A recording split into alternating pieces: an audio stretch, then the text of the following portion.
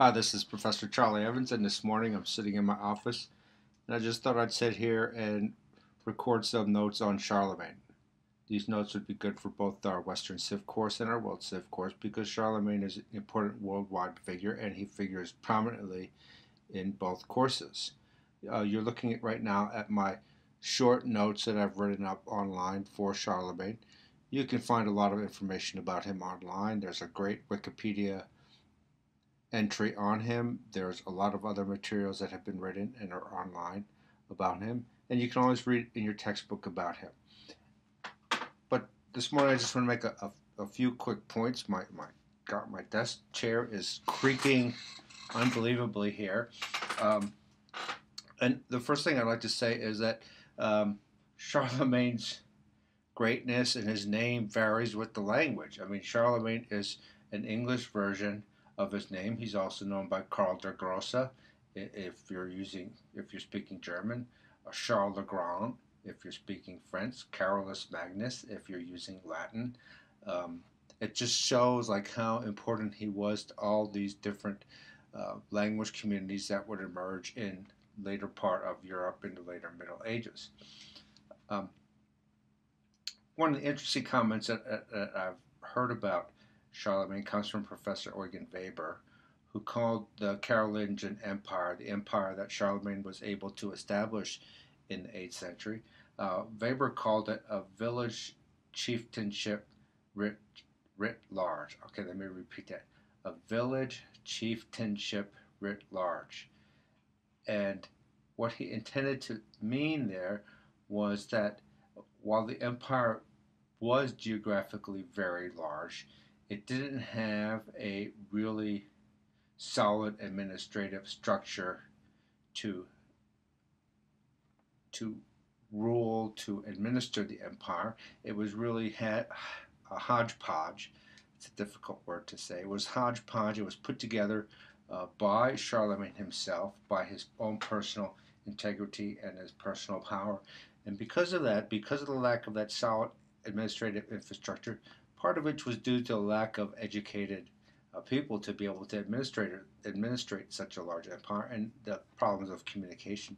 That meant that the empire was so dependent on the personal figure of Charlemagne himself, and that once he died, it was going to be very, very difficult for any successors to be able to administer and continue the extent of the empire. And you'll see that's what happened. The empire was divided, and gradually, over the centuries after that, the empire continued to fragment. It's also very clear.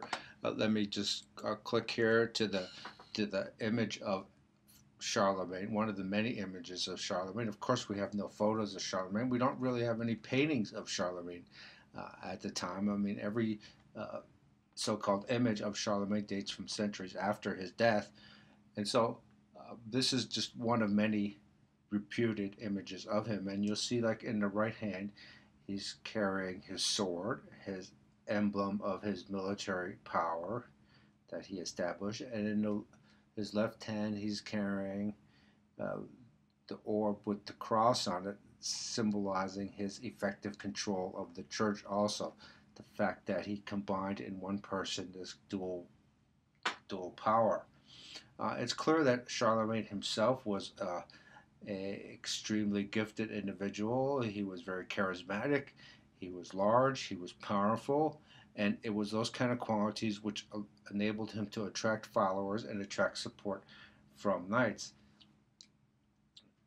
Charlemagne's empire was also built on knights. It was built on knighthood. It was built on an early form of feudalism in which the knights supported Charlemagne in return of grants of land from the king himself. Um, Over the centuries, this early feudalism would develop more and more rigorous, more and more firm rules, almost kind of a constitutional nature, determining the relationship between king and vassal. But in the early time, it was really based on the personal ties between the king and knight. Um, Two other things about Charlemagne. Charlemagne was a warrior. He was primarily a warrior. Almost his entire reign was filled with warfare. If you look at the map of the empire that he was able to create. That empire was created by military means. It was created by really vicious military means in which he subjugated non-Christian peoples of Europe and brought them within his empire. And if you look at the scope of the empire, you see that it encompassed much of present day, what would be present day France, Belgium, part of Netherlands, parts of Germany, parts of Austria, a little bit of a large part of Italy, and a little bit of Spain, the boundary between France and Spain. This was all created by military men, by the army that Charlemagne was himself able to raise. And so Charlemagne was a warrior. Now, the other thing connected with Charlemagne is the Carolingian Renaissance, the rebirth of learning that occurred during his reign. And this is connected with his attempt to create and spread schools throughout his empire. Because after all, if you're going to create such a large empire, you need educated people, people who are going to be able to read and write and keep records. That was largely non-existent before the 8th century. And so Charlemagne felt a really pressing need for schools, and so he began to set up schools. He also began to reform um, the church in a way, and I'm not really going to get into that because it's kind of micro details, but you'll see more of that, especially if you're in Western Civ. And he also began a kind of monastery. He also began a monastic revival in the 8th century by restricting the monasteries to a specific form of rule, the rule of Benedict, and so all the monasteries within his empire were under the rules of Benedict. They became Benedictine monks, and that meant they had to also work, and so they also copied manuscripts. They worked in agriculture, and when they copied manuscripts, that allowed for the continuing promulgation of ancient Roman and ancient Greek writings, which might have been lost if they had not been recopied at this point in time. So from your reading, you know that Charlemagne's empire didn't last, but what it did create was this epic vision of European unity.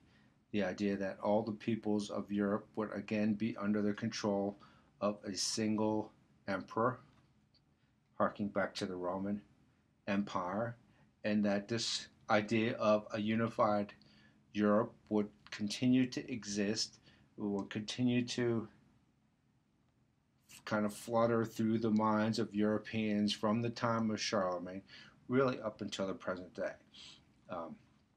Charlemagne is just an enormously important figure in the course of Western European history, and because of that, then he's also important to world history. Okay, thanks.